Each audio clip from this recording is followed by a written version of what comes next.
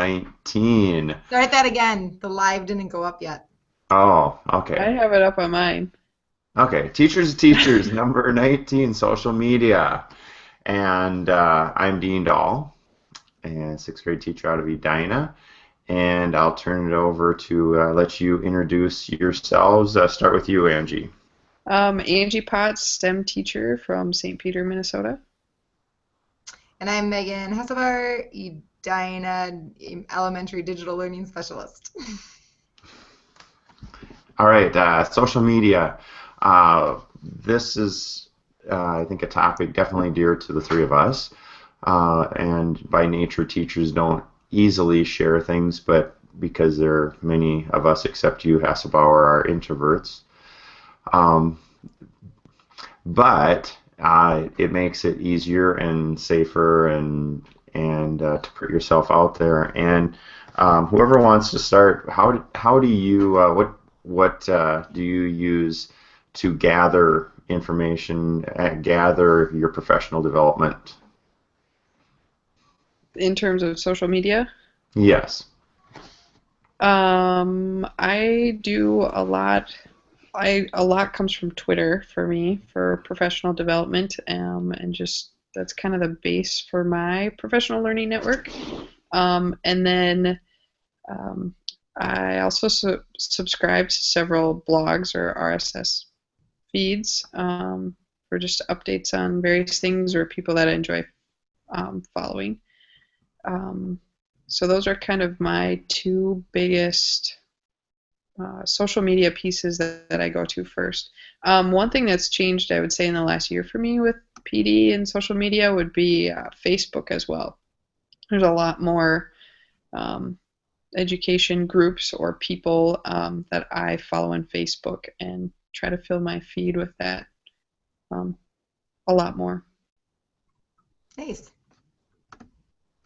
I can go next, Dan.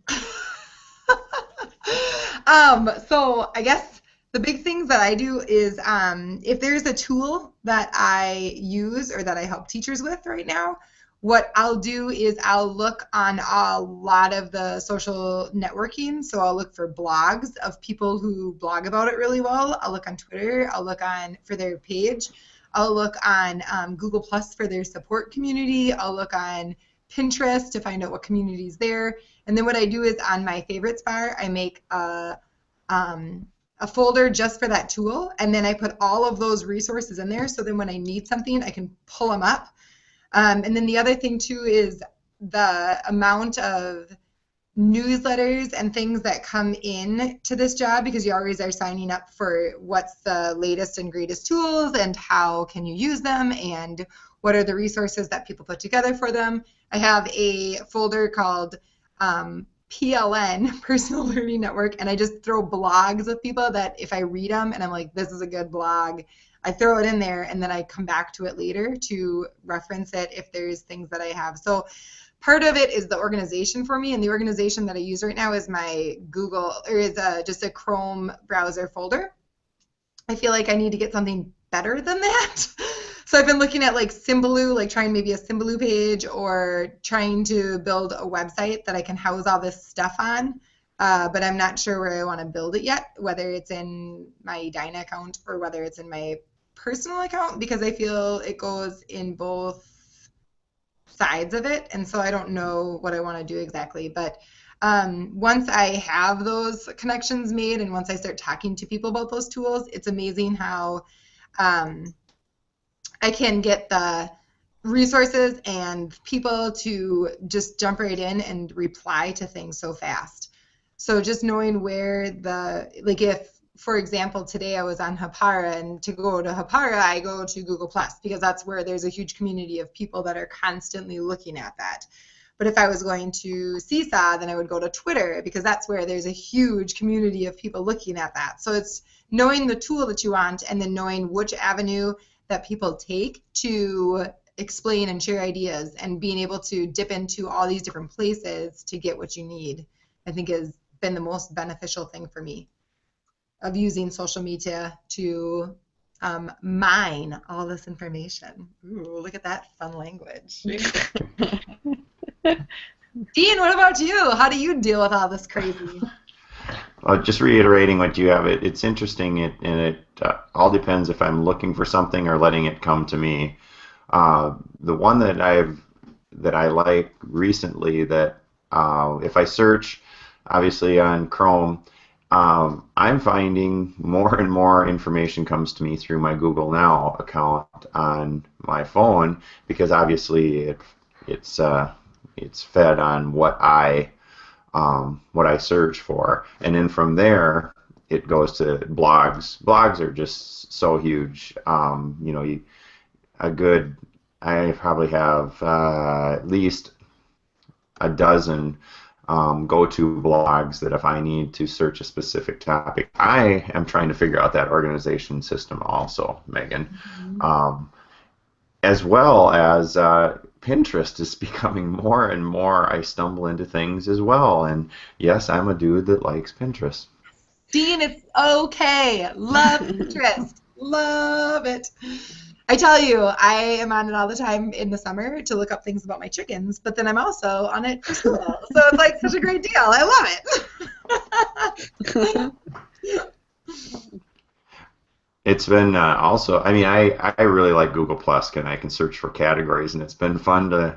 I'm going to put you on the spot, Angie, because your view of Google Plus has changed a bit in the last month, I would say. Yeah, probably since January, actually.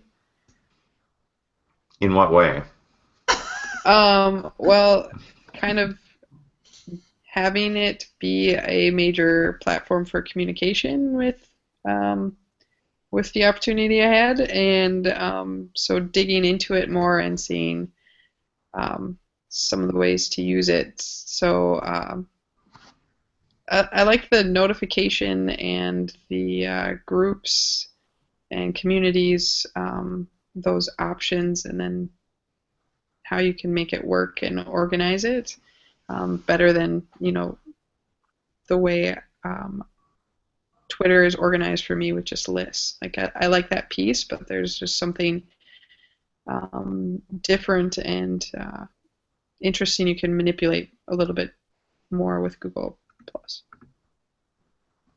Like with the communities, are you using the new version of it, or are you sticking to the old one? I don't know enough to tell you which version I'm. Fair enough. So like the Yeah. new one, so there's a couple of things I don't like that there's on the new version of Google Plus. There's not a search category for people within a community, which I don't necessarily like that. So if we can fix that, that would be good. But there's so I like the old version still better. Just like I like the old forms still better. Yeah. Just can't get there yet, but Like the old Google forms, you like those better? yes, I know. Really? I'm probably a minority in this, but I just feel like with the add-ons and the things that I can access quickly and know where they are, I don't know. There was something I ran into with it that I always was like, well, if I can't do this, I'm never going to use it, the new forms. And I can't remember what it was, but it was like a month or two ago, so maybe they fixed it. I always Hmm. put my feedback on the feedback button, so Interesting. yeah, I Cool. can't remember what it was that I was looking at. Sorry. No, that's all right. Do you use Snapchat for professional development? No, not so much for professional development as just sometimes sharing with kids. I mean, Oh, okay. not like creating an account for children, but like recording and using. So in terms of professional development, I guess using Snapchat as a tool to capture some stuff in the classroom and then saving it to my camera rather than sharing my story Yep. and then sharing it out that way. So I've done that. I don't know. I guess it's kind of multiple steps, but it's It's still whatever something tool I've you done got in every your once in a hand. while. Whatever tool you got in your hand. How would you honestly with professionally if to start using Instagram, how would you jump in? I've always struggled with that other than sharing student activities or lessons, but or not specific lessons, but highlights of what's happening. There's several teachers that I follow that and like administration that use it to document what learning looks like in their school, and sometimes pictures say or show or tell a different story than sometimes words do. So I just think it's a really neat and cool piece to see inside of schools, and then what other people think are valuable things to share as a photo or video. There's several STEM people that I follow and see a lot of different projects or ideas that way through the short video clips or pictures. Cool. I think So Instagram and oh, sorry, Dean, go ahead. just the Instagram and Twitter work well. They seem to support each other with when you can use the app, sending to both of them. So that's what I see them kind of piggyback together more. Mm-hmm. Or just write a recipe with if this then that. Mm-hmm. So it automatically does it. If this, Dean loves that dang app. If this then that. If this then that. Megan, have you used if this then that? It's so great. I love it. My kids love it. Guess who introduced me to it? It is spectacular. It is pretty cool. It is pretty cool. It is pretty amazing. I don't even Except for the amazing things that it does. Well, it can help organize and just you can align all your social media. Well, a lot of it. That is true. That would be I should maybe look into that for doing it. So like if this notifies me, then this does something, or what do you Yeah. Or like you know how when you have an Instagram picture and you click the option to share it on Twitter and it just shares it as a link? Yeah. You can set up an if this then that, so it shares it as an actual image, so people don't see the link, they see the image right directly in your feed. Huh. That's cool. Yeah. That's or you can have cool. it set up like if I favorite this, save it in my this drive folder. Or so like you can have all your favorited tweets sent to a specific location that you can just have saved and peruse later. Nice. It reminds me of in one of the geeky podcasts I listened to. One of the guys he sets it up to do keywords in his Reddit account. So if he's looking for, let's just say like Samsung's, their GS7, and anything comes up GS7, then it will notify him, and it will mark the whatever the Reddit feed was.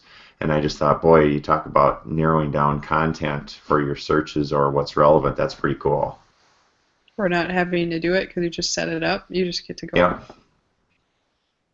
pick the narrowed version of it. Yes, indeed. Anything else that either of you would like to add about social media sharing and or harvesting information? Yes. So there is this app that so I'm teaching a tech cohort, a part of this tech cohort with this job, which is such a cool thing. So I work with all these different teachers, and they bring all these ideas to the table. And one of the things that a teacher brought to the table was this idea of an app that takes a 1-second video of your life. And so you do this for 365 days, and then it stitches all of these moments together for the end of it. So my thinking is, how cool would this be for a teacher group to do a 1 second? Like, what is your 1 second teacher moment of every single day that you want to stitch together, and then create this entire amazing, because as teachers we are constantly thinking about teaching, and so, or even how we're in the grocery store and we're like, oh, this would be a really good math lesson, blah. It's really nerdy things like that. Or you're at the science museum with your kids and you're like, oh my gosh. And so there's all these moments that you have during the day, and then you have to make a video 1 second every single day for the year, and then see what that year brings up. Because what is 365 seconds? Quick, do some math. What is it? 66 minutes? 365 seconds Yeah. divided by 60 is like 6 minutes. Minutes. So at the end of the year, you have like a 6-minute video of your professional, like, this is my life for a year. I think it looks really cool. So I haven't tried it yet, and my birthday is next week on Thursday, so I'm thinking about doing it for my year to see what it does for the year of 33, which I think would be kind of fun. Yeah, What's the app again? 34, I'm like, what? That was 33. Amazing. That's So pretty cool. that's my goal, to try it for the year and see. 365 seconds. That'd be cool. 6-minute little movie of 1 second every day. That'd be sweet to have kids do it, and then at the end of the year, like they can just, that's something that you can just share home. Yeah, because if you have 1 second every day and you're like really thinking like, oh, I've got to take, and it's a video, it's 1 second video, so it's like just a snapshot, and it could be something moving, or it could not be. It could just be kind of like a photograph of like all these different things. Yeah. But 1 second's actually pretty long when you're thinking about what you can do within a second. I don't know. So I'm really curious. That's cool. And I have no idea, like, if you did it for 9 months, like, of the school year, if you did that and then had kids share that out. I don't know if you can, like, stop it early or how that works, or what happens if you miss a day. Or, yeah. Right. I don't know. Yeah, interesting. So, yeah, but I'm totally starting to play with it next week, so we'll see. Sweet. Yeah, let me know how that goes, because I'm already thinking with eFolio stuff for the kids. Exactly. And started out at the beginning of the year. That would be really cool. Or even, like, how cool would it be to have the kids on their Chromebooks in the morning just be like, don't forget to take your 1 second video today. Everybody takes it. And then you have even to the kid's face, like, from the beginning of 6th grade to the end of 6th grade. Like, how crazy. Like, that would be so crazy. Or, like, a 3rd grade student, beginning of 3rd grade, end of 3rd grade. Like, ah! Yeah. And then that could be on their portfolio page at the end of the school year. I think I just think it's, like, so cool. That is pretty cool. So that's going to be something I'm going to be pushing in the fall. Hey, do this. Hey, do this. Nice. Yeah, and let me know, and keep me in the loop on that also. Of course. Of course. Okay. Wow, we're 25 minutes in, and probably should wrap up here a bit. Around the table for any closing comments or tip. My tip is to not to be overwhelmed by all the social media that comes in at you, but at the same time, it's okay to feel overwhelmed. There's so many people that want to share and get out there and be part of it, and trying to navigate that waters of all of the stuff at you. Just know that you can take your time with it and do what you need to do to find out what you need. So it's try to stay as organized as possible and just enjoy the wave of all the information that will be coming your way. Yeah. And that it's okay that, like, you don't have to keep up with, like, a Twitter feed for 24 hours. That, the time that it works for you, maybe it's 5 minutes here or a couple minutes here, that, having a chance to just, read several of them in a couple minutes is kind of the way it operates and the way it can go. That there's not necessarily the fear of missing out is not can sometimes be strong, but that it's okay, and it's kind of the nature of how it works, is to dip in and dip out when it works. Mm-hmm. Is that your tip, or what you have, Ange? Sure. That's a good tip, Dean. Don't criticize. I just was curious. Like, she's got a treasure trove of ideas in the last month. I figured she had about a dozen to share. Can't share them all at once. Yeah, that's true. Let's spread them out. What's your tip? I had one right away, but then I stumbled onto a second one. You triggered a memory I don't know where it fit, but going back to, so first one, social media, going back to as far as getting information, and I don't know necessarily interactive as much, but I subscribe to many education or geeky subscriptions in YouTube, and they're quick, easy, And the more you search, the more it learns about you, and it keeps bringing you more down that line. Yeah, it's awesome. I love YouTube. I can't believe we even forgot that one. That's crazy. Yeah, good point. So, and my production tip that I figured out, and I know Megan, you and I have been going back round and round this, and how much I love Autocrat, and it's been not as reliable running whenever a form has been submitted, and then I found a post on Google Plus that just said go back in and reset it. And just make sure you copy your message in your email so you're not starting from scratch if you have a detailed one. But when you go into the Autocrat app, boy, that sounded horrible, didn't it? And then just reset the settings, it fixes it, and you build it, and everything's there, so it's not like you're starting from scratch.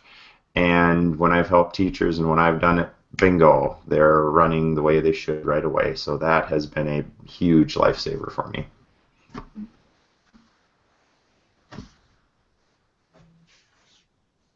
Okay, well, on that silent note, thank you both, Megan and Angie, and that should take care of Teachers to Teachers number 19, social media.